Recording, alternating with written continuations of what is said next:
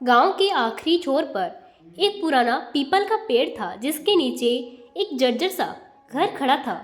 वही घर जहां सावित्री भाभी रहती थी, जिसकी कहानी गांव की हर औरत की आंखों में एक अधूरी दास्ताना बनकर तैरती थी। सावित्री उम्र से ज़्यादा थकी हुई थी, पर चेहरे पर अब भी ऐसी शांति जैसे दुखों को भी उन्होंने गले लगा लिया हो। कभी इस घर में रौनक हुआ करती थी, पति रमेश, ससुर देवर और पूरा परिवार। लेकिन अब बस दीवारों में पड़ी दरारें और सावित्री की खामोश सांसें थी। लोग कहते थे कि उनके कदमों की आहट अब भी मंदिर की घंटियों के साथ सुनाई देती है, जैसे वो किसी अधूरे वादे को निभाने के लिए जिंदा है।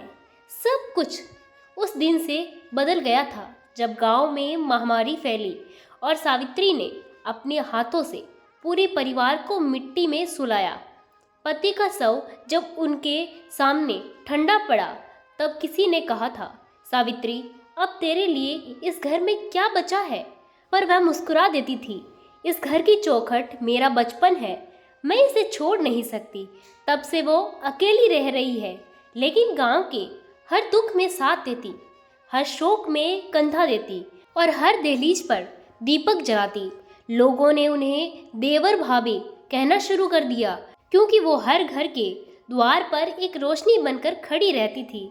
पर किसी को नहीं पता था कि उनके अपने घर का दीपक कब कब बुझ चुका था। हर रात जब पूरा गांव सो जाता, सावित्री अपने घर के द्वार पर बैठकर किसी से बातें करती, जैसे कोई अदृश्य शख्स उसके सामने बैठा हो। वह कहती, रमेश, आज देवर की बेटी की शादी थी, बहुत सुंदर लग रही थी, तू होता तो कितना खुश होता। उनके शब्द हवा में खुल जाते और कभी कभी पेड़ से कोई पत्ता गिरता, जैसे जवाब में हाँ कह रहा हो। गांव के बच्चे कहते, भाभी अपने मरे हुए पति से बातें करती है, पर किसी ने कभी उनके चेहरे पर डर नहीं देखा, बस एक अद्भुत शांति। एक दिन गांव में शहर के कुछ लोग आए।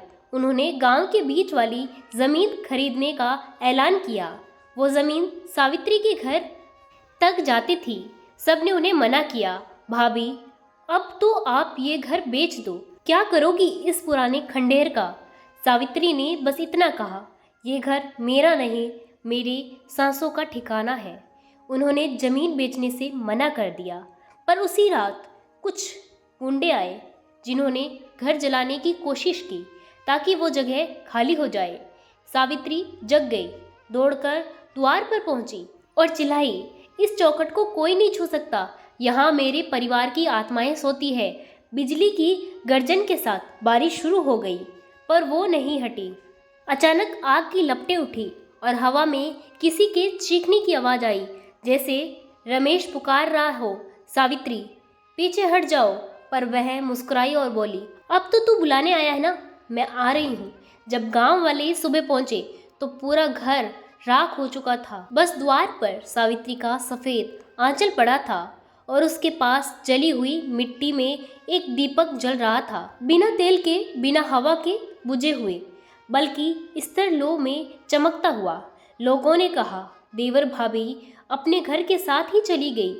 पर उनके बाद से गांव में एक अजीब सा सुकून फैल गया। जब भी किसी के घर का कोई दुख आता, लोग कहते, भाभी अब भी हमारे द्वार की रखवाली करती है। कई रातों में जब कोई बच्चा रोता तो उसकी माँ कहती, डर मत, देवर भाभी पास ही बैठी है। और सच में कभी कभी उस पुराने पीपल के नीचे किसी सफ़ेद साड़ी में लिपटी छाया दिखाई देती थी, हाथ में दीपक लिए, जिसे किसी की राह देख रही हो। सालों बाद जब गांव में बिजली आई और नए मकान बनने लगे, तो किसी ने सावित्री के घर की राख वाली जमीन पर कदम नहीं रखा। सब ने उसे वैसे ही छोड़ दिया। वहाँ आज भी एक छोटा मंदिर है, जहाँ लोग हर नवविवाहित जोड़े को आशीर्वाद दिलाने ले जाते हैं। कोई पुजारी नहीं, कोई मूर्ति नहीं, बस एक द्वार जिसके पास दीपक जलता है। कहते हैं, अगर कोई सच्चे मन से दुआ लेकर वहाँ जाता है तो उसे रास्ता मिल जाता है। कोई नहीं जानता कि वो दीपक कौन जलाता है, पर हर सुबह जब सूरज उगता है तो उस दीपक की लौ अब भी जलती मिलती है। जैसे किसी ने रात भर उसकी हिफाजत की हो। लोग कहते हैं देवर भाभी ने अपना वचन निभाया, उन्होंने अपने घर को छोड़ा नहीं बल्कि उसी की चौखट पर समा गई। और जब भी किसी की जिंदगी अंधेरे में गिरती है तो हवा में उनकी आवाज़ सुनाई देती है, मत डरो बेटी, मैं तेरे द्वार पर रखवाली कर रही हूँ।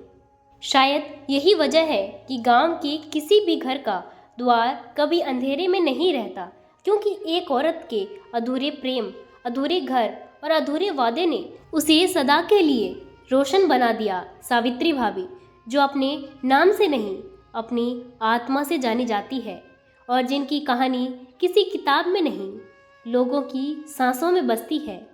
वो भले ही राख बन गई हो, पर हर दीपक की लौ में उसका अंश आज भी जिंदा है।